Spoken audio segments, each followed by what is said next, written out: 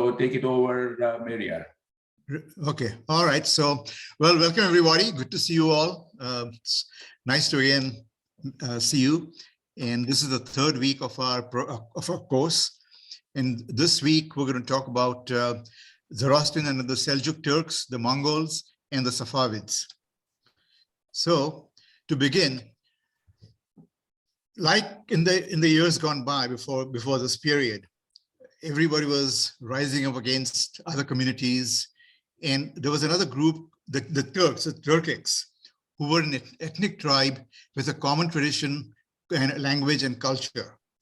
Now, we talked about the Hephthalites in the first week, and they were also called White Huns, and they were a nomadic tribe of the Turks.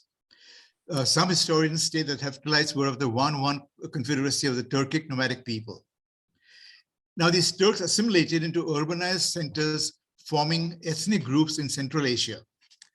Central Asia covers the area from the Caspian Sea all the way to China and Mongolia in the east, Iran in the south, and Russia in the north. As seen earlier, the nomadic Turks who settled in the Iranian lands were slaves in the Samanid and Abbasid dynasties. We talked about that last time, that the Samanids recruited the Turks. They enslaved them, not recruited, they enslaved them, and then put them in their armies to fight their enemies. And now a band of Turkic slave soldiers in the Samanid dynasty overpowered. They became strong, they became independent, and they said, okay, we're going to destroy our rulers. So they overpowered the Samanids and established the Ghaznavid dynasty. In the 9th century, another Turkic tribe formed a confederacy, the Karluk Confederacy, which came to be known as the Karaknids. And here you can see, so these are the Karaknids over here. I hope you can see my cursor. The Karaknids are over here. The Ghaznavids are over here. So the Ghaznavids took over the Samanids and encroached upon their territory and took over the land. And the Karaknids came from the north. Now, keep in mind, there was another tribe, we'll talk about it in a minute, the Oghuz tribes. I just want to keep this area in your mind. So the Oghuz are over here. They're north of the Caspian Sea. The Caspian Sea is over here, and north of the Aral Sea. The Aral Sea is over here. So we'll talk about the Oghuz people in a minute. So another Turkic tribe, the Oghuz, living on the outskirts of Muslim territories north of the Aral and Caspian Seas, was on the rise. They were now rising. Seljuk was a leader of the Oghuz tribe. He converted to Islam, and then his followers were also converted to Islam. He kind of got his followers to say, okay, this is the religion that we are going to practice. And they also adopted Persian culture. Now, the Persian culture was not totally dead in any of these periods. It was suppressed. It was not completely wiped out. The religions were wiped out, but the culture, the arts, the history, all the artifacts, they were not totally destroyed.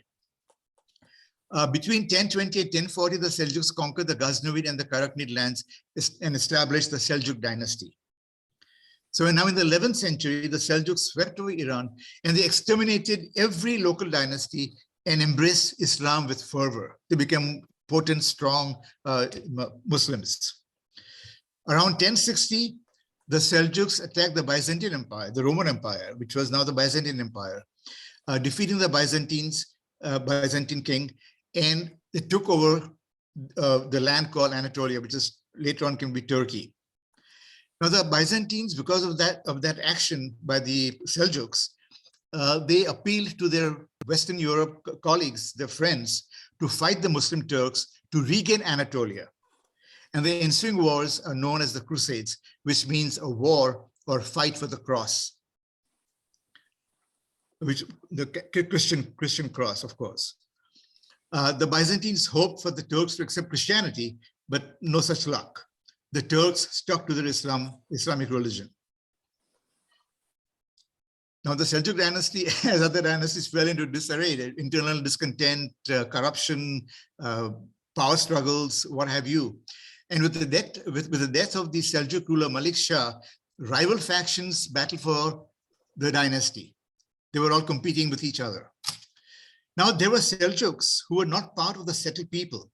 They were still nomads, and they resented that the Seljuk central body was imposing restrictions, conditions, taxes, on these nomadic people, and they nah, we're not going to take this. This is not right. We don't want this. So they revolted against the Seljuks. Now, around 1260, the Mongols invaded Seljuk lands. The Arabs, fearful of the Mongols, sought refuge in Seljuk territories and disrupted their culture and all the institutions. Now, the Mongols who came from China and that area, they took over Anatolia, making the Seljuks vassals of the Mongols. So the Seljuks were subdued by the Mongols. Soon after, the Turkish tribes broke up into small emirates. Osman, a tribal leader of a Turkish tribe, he unified the emirates, conquering Constantinople, which is modern-day Istanbul, forming the Ottoman Empire. So this is Anatolia, this is Turkey. Now, Turkey is, as you all well know, Turkey is the only country which is partly in Europe, right? This is the European part, and this is the Asian part. So it's partly in Europe and partly in Asia. And the Bosphorus is what divides Asian Turkey from European Turkey. So this was the Ottoman Empire. Now, there was another Seljuk commander of the Seljuk army, Anushtagin Garachai. I hope I'm saying it right. He was a Mamluk commander. And what is a Mamluk? A Mamluk refers to a non-Arab slave soldier or a freed soldier assigned to military or administrative functions by the ruling Arab Muslim dynasties. So Malik Shah conquered Khorasan from the Ghaznamids and became the ruler. This was a very short reign. In 1077, Anushtagin gained control of the region and as governor declared independence from the Seljuks and proclaimed himself Shah of Khwarezm, establishing the Khwarezm dynasty. The Khwarezm dynasty was short-lived, not even 200 years, so around 150 years, with just about 7 rulers in that span of time. Now, this is the Khwarezm Empire, just to give you an idea where the Khwarezms were. Now the Mongol, Genghis Khan, he coalesced all the nomadic tribes in his Mongol homeland into a vast empire. In 1206, he was declared ruler of the Mongols. In 1218, Genghis Khan's domain bordered Khwarezm, which was then ruled by Shah Muhammad II. Genghis Khan sent an emissary to the Shah to negotiate a trade deal. But the Shah was apprised of how cruel Genghis Khan was and the atrocities that he had committed. So what he did was he was afraid that that might happen to his people and him as well. So he had Genghis Khan's emissaries and his entourage killed. Genghis Khan, okay, followed with another attempt, sending a caravan to strike a trade agreement with the Shah. The Shah again was suspicious, wasn't convinced that Genghis Khan's intentions were honest. So he killed the entire caravan and considering them to be spies. Genghis Khan was upset, of course, so not happy with the Shah's actions.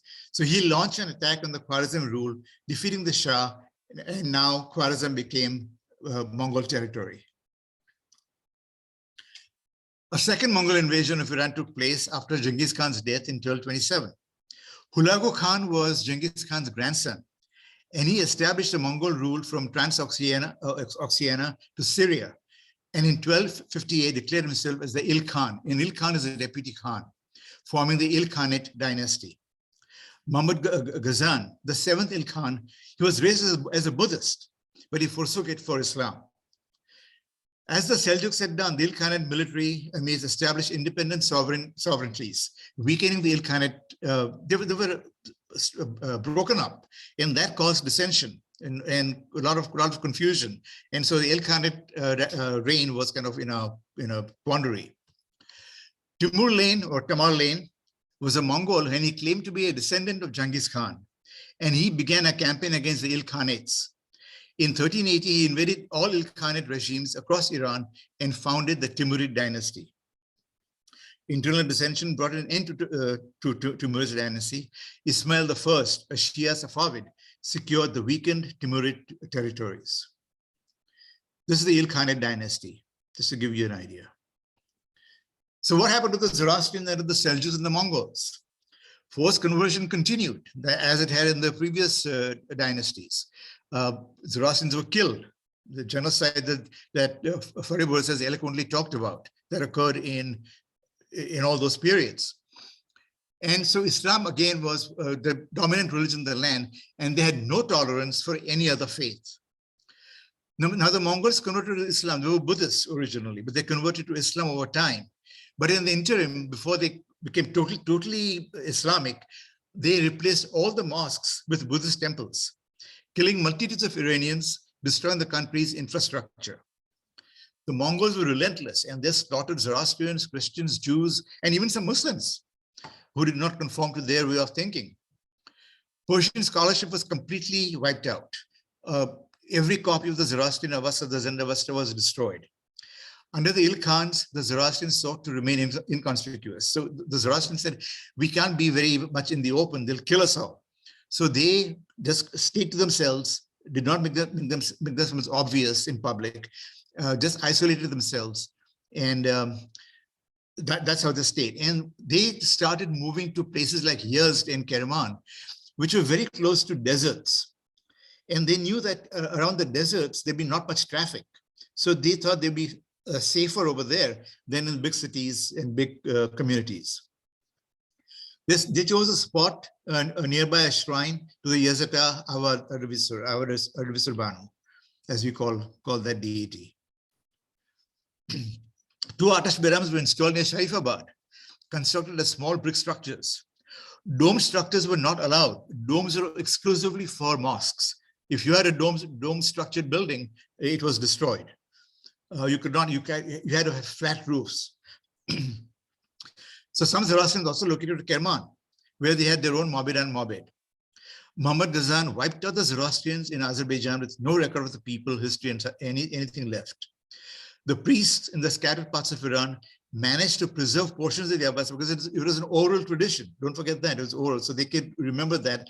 And there's also some suggestion that they wrote these things down, but they did not make it public. They kept all the books that they wrote, anything that they wrote, within the families. And that's how what we have today comes from that strategy of those Zoroastrians back in those days.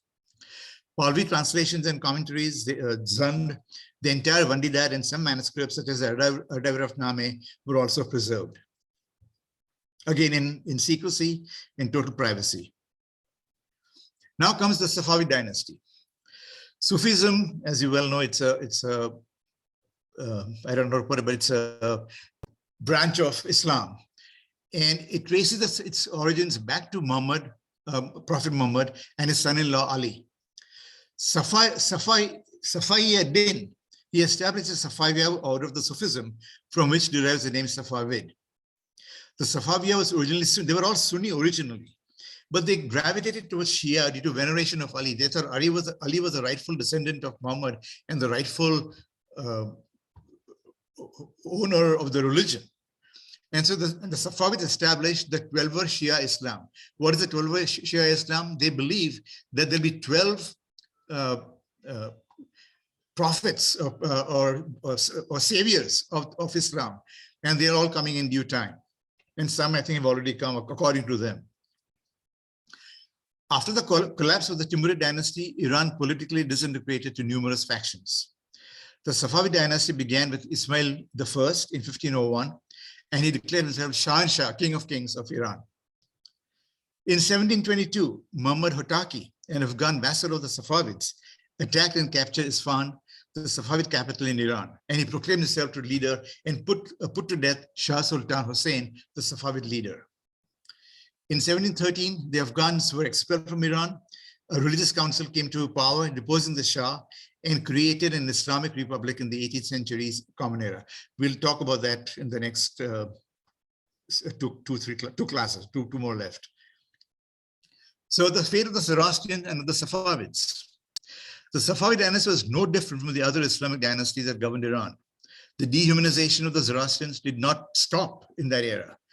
The first major clash between the Safavids and non-Muslims occurred under the era of Tehmasp I, who succeeded Ismail. Timus imposed heavy taxes on the Zoroastrians, all the non-Muslims, and threw them out of court, calling them infidels, who did not give them in any importance, any jobs. They were just totally disregarded and rendered useless. Zoroastrian temples were burnt, as in the years gone by. The followers forced to convert Islam to Islam, and concentrations of Zoroastrians in Isfahan were destroyed. Zoroastrians, being indigent, they were the natives, were given menial jobs such as cleaning latrines and maintaining irrigation systems. The Zoroastrians in this era, as in the previous ones, were called gabbars, meaning unclean or defiled. The Zoroastrians essentially became slaves under the Safavid dynasty.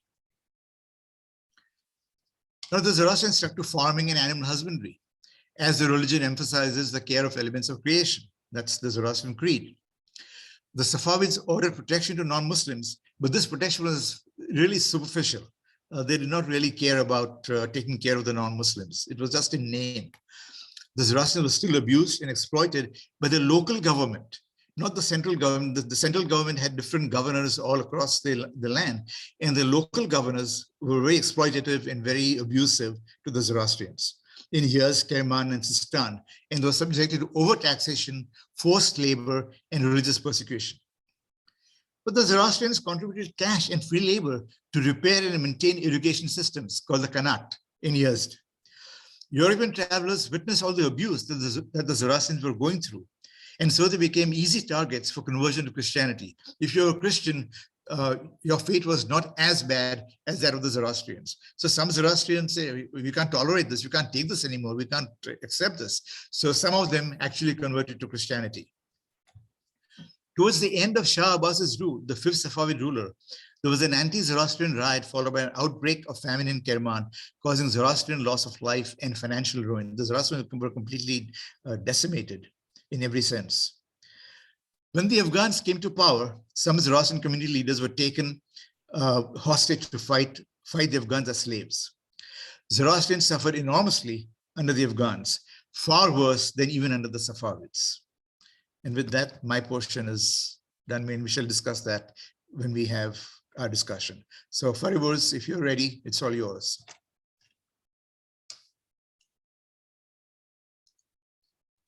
Okay, thank you. So we are going to talk today about some freedom fighters. As you know, the genocide of the Zoroastrians is the least talked about genocide in the world. The Holocaust of the Jews, everybody knows about it. The 600,000 Armenians that were killed by the Turks are known by everyone. Today we have in process the genocide that was committed against the North American natives, and that story is coming out slowly. But our story has never been told, and I believe that at least 30 million Zoroastrians were killed because Timur alone killed 17 million in a very short period. So if he could have killed 17 million in this 1200 years before Manikji came, every year, even if 10, 15, 20,000 were killed, multiply it, and it's about 30 million Zoroastrians killed by the in the genocide. Now, in our prayers, we remember the souls of kings and dasturs, but we never pray for the freedom fighters. We don't even know about them. We have never heard about them. Well, it's never too late. Let's learn about them and see what we can do. The first few generations of Zoroastrians after the Arab invasion were either killed or taxed and subdued as required by the Quran. The killing was done during the Rashidun Caliphate. It was so high that even Usman, the third Khalifa, was worried about the children born to rape Persian women who would be born Muslims but no knowledge of Arabic language and would not be able to understand the Quran. So he quotes the Prophet. He says, the attainment of adulthood by children of captive women and the recitation of the Quran by both Arabs and non-Arabs, the Messenger of God has said, unbelief stems from speaking Arabic badly. If something seems foreign to them, they will do it awkwardly and thereby bring about innovation. This is page 2804, History of Tabari. So basically, they had, during the first Khalifat, the four Khalifas that were there, they were just killing. Conversion was a secondary problem. You would convert yourself because they would tax you to death. But killing was to an extent that even they themselves were worried about the children that are being born to Persians who have been taken captive.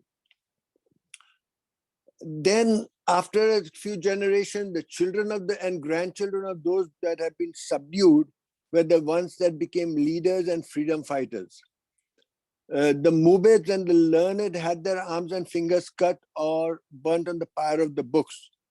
The Avesta that has survived was not readily available to the freedom fighters to refer to and revive their ancestral faith.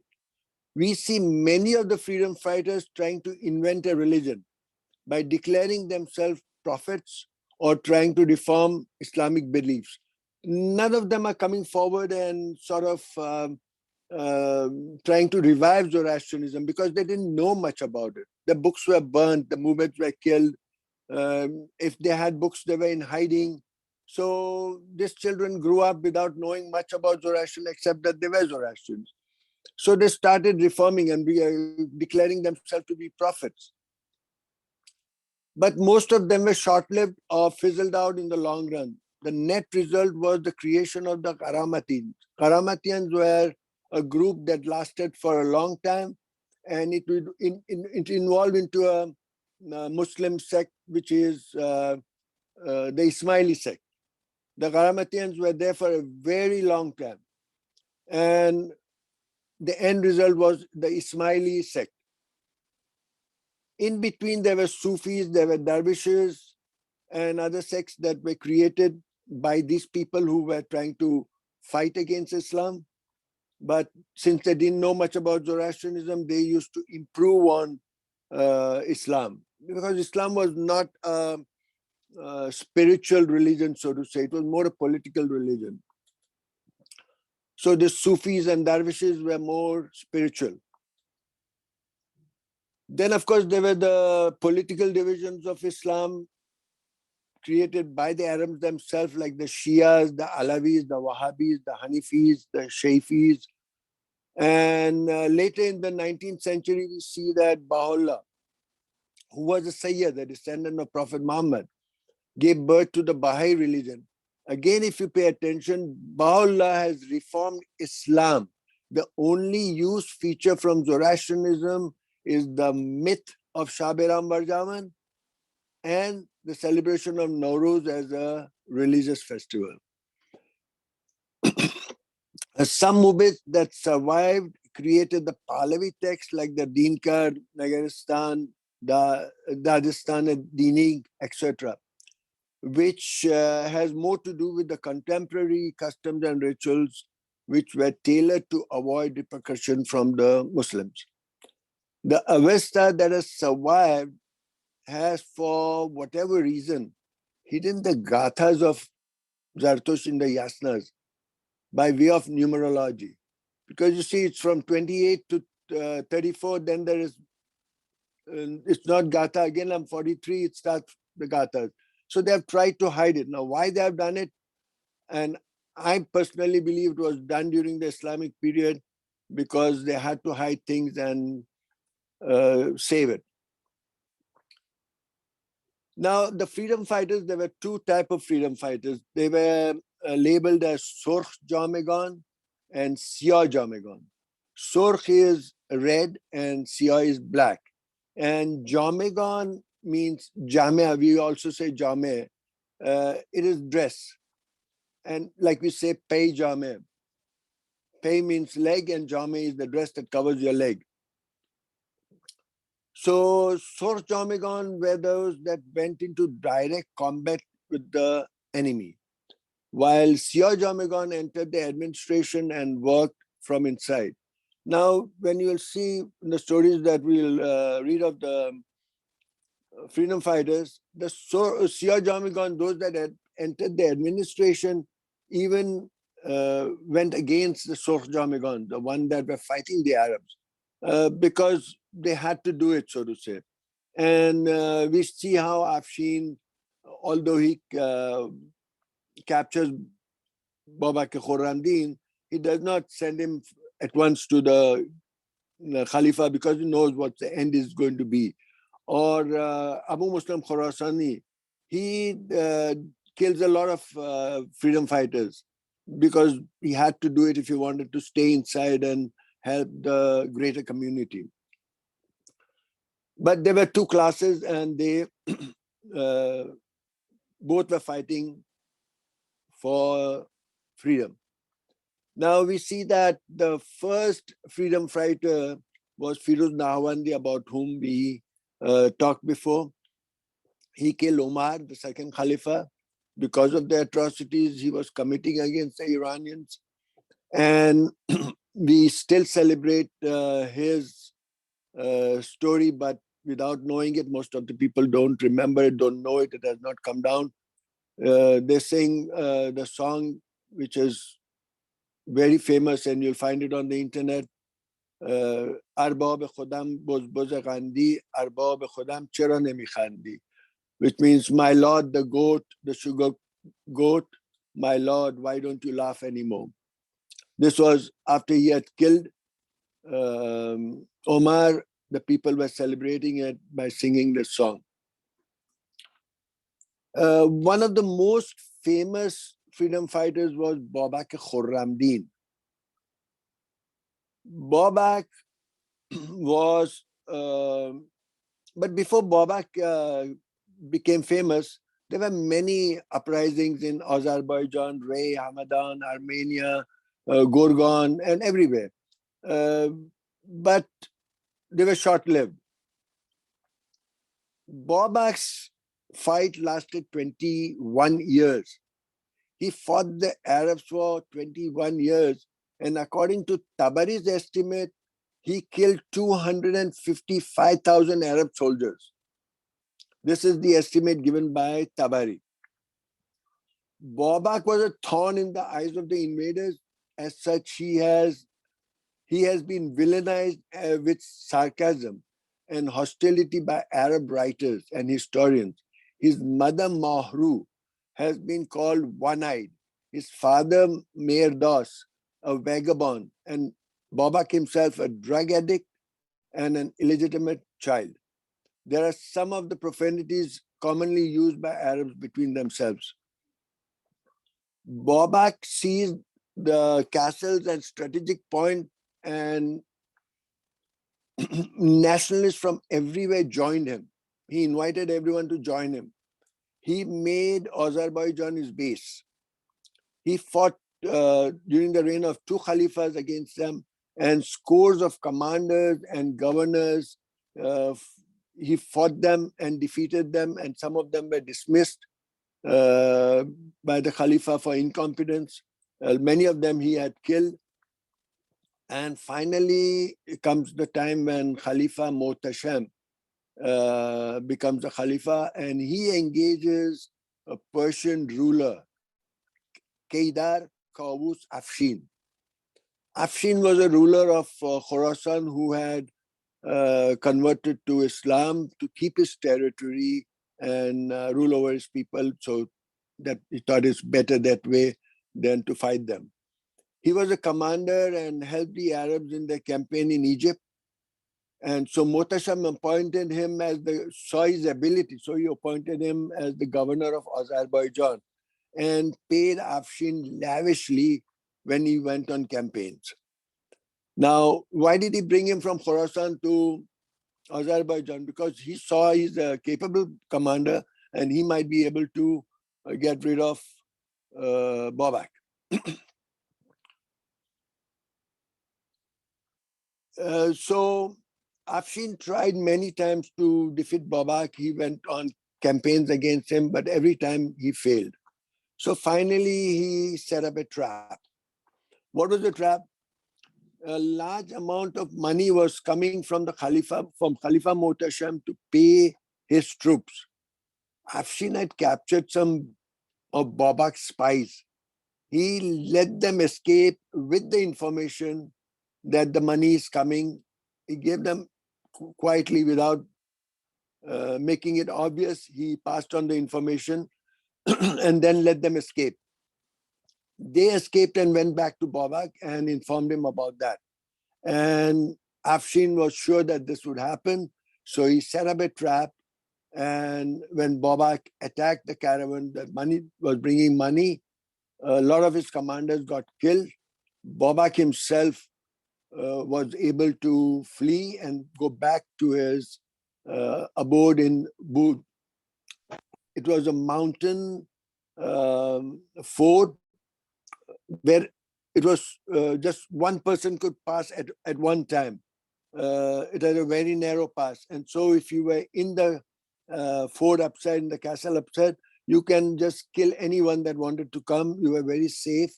And that was one of the castles that he had.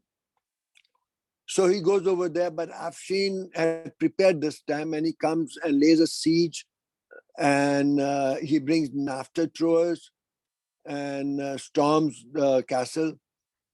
And Babak realizes that this is going to be difficult. He can't fight this time. So he negotiates with Afshin and asks for safe conduct, provided they stop fighting. But Afshin's troop had while they were negotiating, basically Babak had given up, but Afshin's army managed to climb the walls and get into the castle, and they start fighting inside the castle. Here, Babak realizes that it's too late, and he had secret passages. He and a lot of his commanders flee while the rest were fighting. Those that were fighting were finally, most of them were killed. Those that survived and went through the passage, went to the forest and were living over there when Afshin finds out. But Afshin also, as I told you, he was a Sieur Jomegon. He was also a freedom fighter. So he passed on the request of Babak to the Khalifa and asked him that if he could give a safe conduct for Babak, which the Khalifa agrees. And when the letter comes, Babak was in the jungles hiding. So he finds two of his soldiers, the Khorramdinis, and passes on the letter with a letter from Babak's son, and he sends it to Babak. But Babak, without opening the letter, rejects it and flees. And he flees with just 4 or 5 male and female members of his family and one bodyguard. Except for Babak and his brother, the guard and all others were captured. Then Babak sought refuge from the Armenian governor. He went to Armanistan and asked the governor of Armenia for help. But Afshin had anticipated that this would happen. And he had gone to the governor before, sent message to the governor before, and asked him to capture Babak and that he would give him a good reward. The governor had relations with Babak and he couldn't do that. So he had to agree with Afshin because otherwise they would attack him. Babak didn't have an army, but they had an army. So he arranges a hunting trip and takes Babak on a hunting trip so that he doesn't get the blame. And when they were on a hunting trip, Afshin had laid a trap and he captures Babak. And Babak was taken prisoner. And for months, he stayed in the prison of Afshin till Muhtasham, the Khalifa, said, what's happening? Why don't you send him to Samarra? Samarra was very close to Baghdad, and there it was where basically the Khalifas used to, it was a better weather over there, so they used to stay there in summer. Now, Afshin was finally taken to Samarra by, Babak was taken to Samarra by Afshin, and he was a legend. Every Iranian wanted to see him, every Arab wanted to see him, because it was 21 years that he had just been on the killing spree.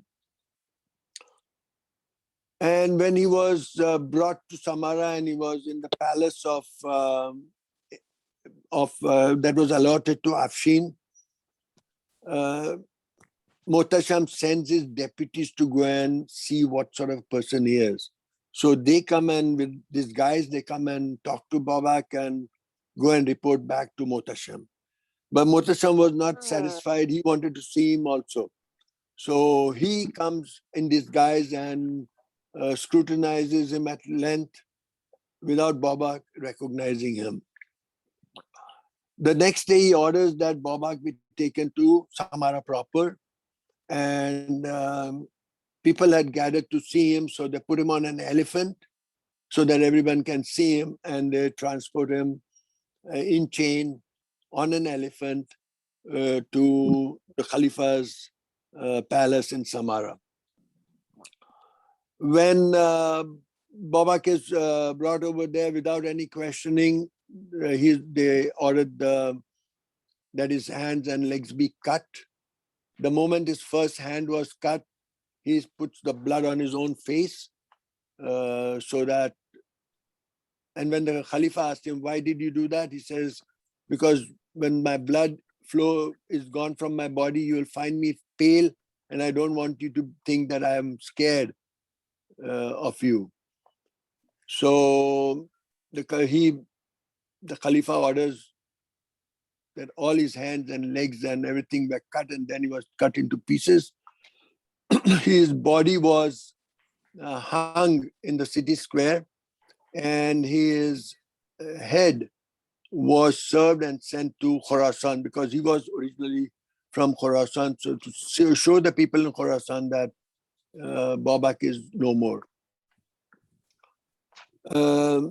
They say that the place where Babak was hung, the body was hung without the head, was called for a long time, it was called Heros-Babak.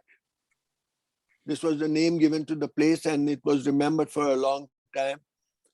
The wooden post on which his body was hung was there 30 years later when some historian wrote about it.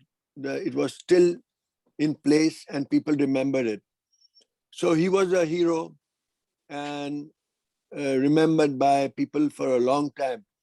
The name of the place, a century later, when a historian has written about Samarra, he has written about Heros-Babak, the place. So a century later, even still, the place was known. So that's the sad end of Babak Khorramdin. Then we had Behafarid. He was another freedom fighter. He was the son of Farwardin, so he was Zoroastrian, who lived in the early 700s and died in 749. He was a self-proclaimed prophet and leader of an Orthodox group. He was a freedom fighter who went against the Islamic rulers of his time. He accepted Zoroaster as a prophet, but rejected some of the practices of contemporary Zoroastrians. He's said to have written a book, but it has not survived. Arabs called him Behzad Majus. He began his crusade in Shirvan in Naishapur. He is said to have brought from China a green silk robe, which when folded would fit into the palm of the hand. And he used that to stage his resurrection and claim prophethood. So that was a magic he did, and basically it was a miracle. It was a miracle that sort of helped him become a prophet. Thus the Mubits and religious masters hereabouts went and complained to Abu Muslim that Behafarid was destroying Islam and Zoroastrianism. So Abu Muslim, as I said, he was a Shia Jamigan. He had entered the Khalifa's administration. He was helping them and helping the resistance at the same time.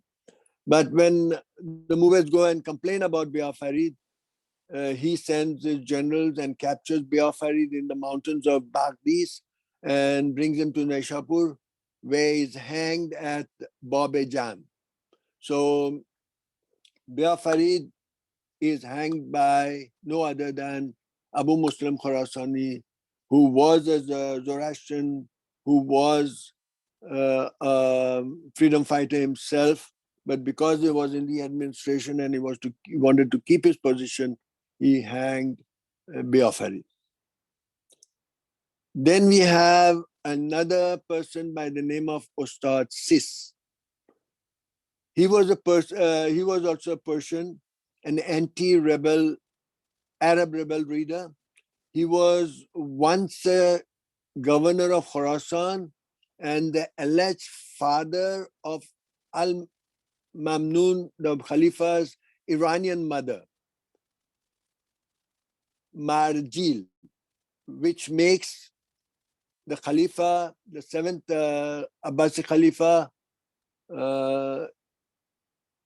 is the grandfather basically of the Khalifa. He claimed to be a prophet of God in the eastern fringes of Khorasan in the 8th century and managed to gain followers from the villages in the area. Many were previously followers of Behafarid. So basically, these were in the same period, and they were from the same period, and they even fought each other in their trying to gain freedom. They say that Ustad Sis launched a rebellion in 767 with 300,000. He was a governor, so he had an army with 300,000 fighting men.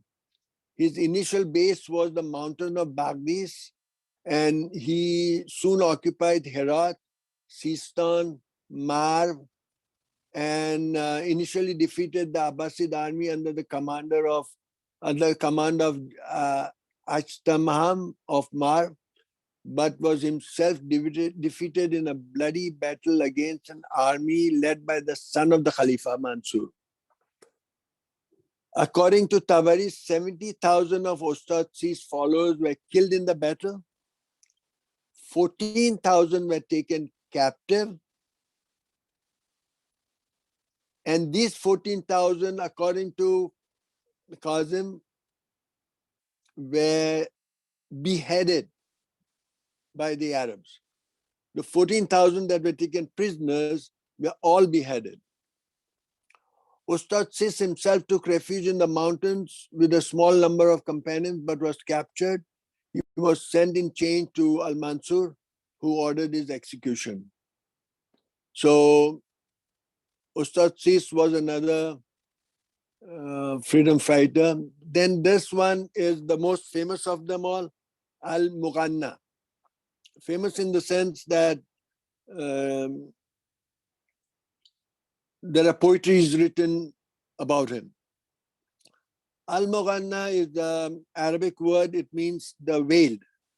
And why was he veiled? He was a chemist, and in one of his experiments, the chemical burns his face. And so to cover that, he always had a veil. He was an Iranian from Balkh in Afghanistan who became a commander of the army of Abu Muslim. When Abu Muslim Khorasani was murdered, he claimed to be the incarnation of God, and that Prophet Muhammad had passed it on to him via Ali ibn Abu Talib and Abu Muslim. So basically, he made up a story that he's the reincarnation of all of these people, and he mixed up everything, and he became the final incarnation. His followers wore white in opposition to the Abbasids, who wore black. He used his knowledge of chemistry to engage in miracles, and by that gain followers. He was instrumental in formation of the Khorramdin army, which were led by Babak Khorramdin later on. When Hashem started raiding towns and mosques and looting their possession, his name was actual name was Hashem. So when he started raiding mosques and looting their possessions, the Abbasids sent several commanders to crush his rebellion. Finally, he was surrounded while in a fort in Kesh. And so he poisoned himself rather than surrender to the Abbasids. After his death, his army still existed. He had a huge army, so it existed till the 12th century. Now, Napoleon Bonaparte wrote a 2-page short story about Al-Mughannane called The Masked Prophet. So he wrote about the masked prophet, who Napoleon Bonaparte. And Thomas More immortalized him in his poem Lala Rokh, titled The Veiled Prophet of Khorasan. So he is famous in history, made famous by Napoleon and Thomas More both. So these were some of them. Now we have another one called Sandpod, or as some people say, it is the same Sinbad, the sailor, whose story has been taken from, developed from him. Sandpad was an Iranian nobleman from the Ashkanian house of Karen. If you remember, the Ashkanian house of Karen was very strong during even the Sassanian periods. They were governors, and they were the ones that basically caused the chaos and the downfall of the Sassanian Empire when they became for a king for a short time. They defeated the Sassanians. They were just generals under one province, and they were working with the Sassanians for 300 years, but then they come and want to overtake the empire which they had lost before. So it's from the same house that Sandpad was there. He was called Firoze Sepahbad. So he was, his name was Firoze, and he was the general, the victorious general, and he captured Naishapur, Homs, Ray, and he seized the treasures of Abu Muslim stored in Ray and distributed them among his supporters from Jabal and Tabaristan. So when Abu Muslim was killed, he went and captured all the treasures that Abu Muslim had collected in all those long periods that he was working with the Khalifas. He preached that Abu Muslim did not die, and when Al-Mansur, the Khalifa, wanted to slay him, he chanted God's name and turned into a white dove and flew away. This is the story that has been said about Sandpad. The Khalifa sent a force of 10,000 strong men under Jawahar. They clashed with Sandpad between Hamadan, Ray, and Ray. Sandpad was defeated and his army slaughtered. According to historian Ibn Esfandiar, the bone of the dead was still on the ground in 912. This happened in 755, 100 and odd years later. When they went to the battlefield, the bones of the people killed were there because the whole army was slaughtered over there.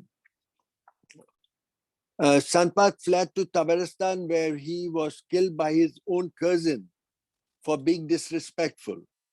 He didn't pay enough respect to his cousin, so his cousin sort of killed him.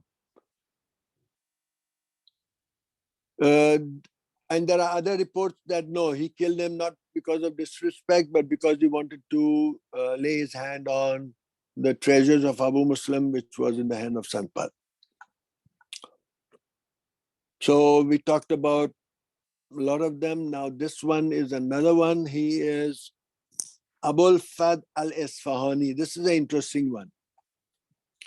He is known as Isfahani Mahdi. You know, Khorramdin-Mazyar-Behafarid-Haji, the Shias were always waiting for Khorramdin-Mazyar-Behafarid-Haji, and they called him Mahdi. And they were trying to get that Mahdi at every occasion. Even now in Iran, they are trying to get Mahdi, and he's supposed to be in the well in Jamaran.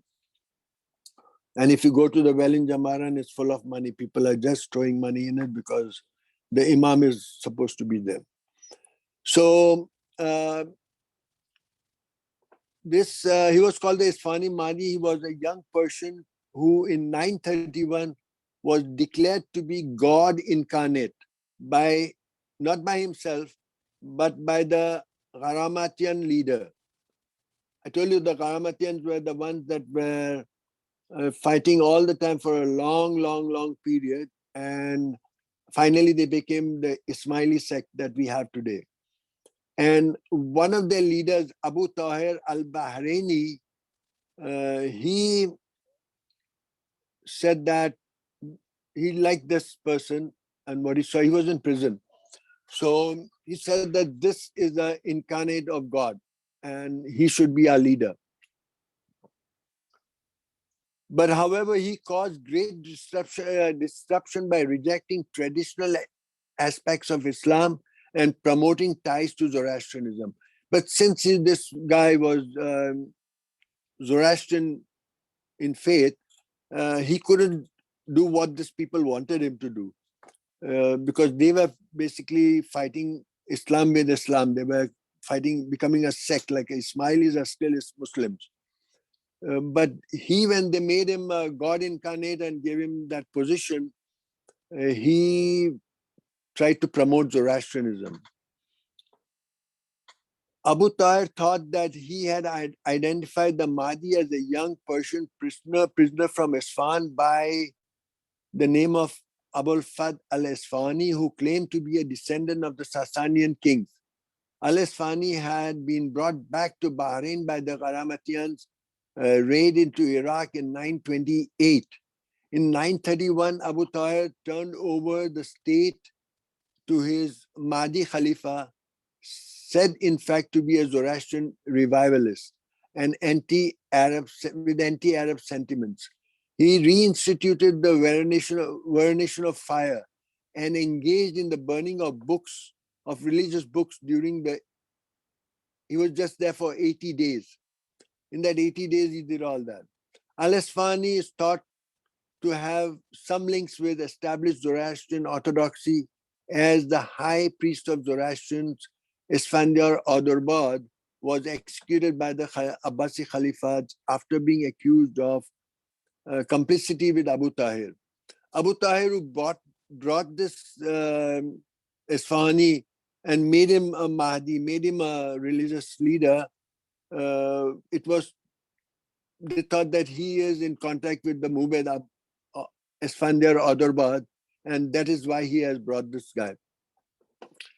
He was executed in Bahrain, and including the members of Abu Tahir's family. Abu Tahir's mother conspired to get rid of Al-Isfahani. And how did she do that? She faked her death and sent a message to call Mahdi to resurrect her. When he refused, he was exposed as being a normal human, and Abu Tahir's mother, Abu Tahir's brother Sayyid killed Isfahani after that the reign of Mahdi came to an end in 80 days. So in 80 days, what happened? When he tried to revive Zoroastrianism, he brought back the fire and he did things of that sort.